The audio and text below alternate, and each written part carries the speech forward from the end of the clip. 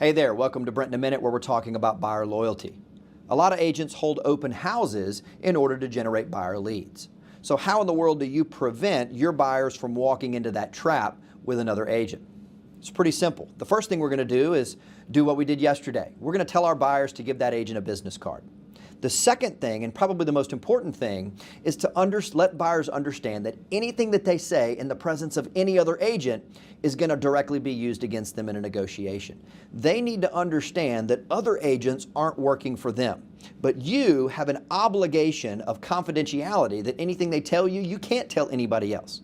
But anything they say in the presence of any other agent is directly used against them in the negotiation. It's at this point that you've given them something that no other agent's given them. That's how you create buyer loyalty.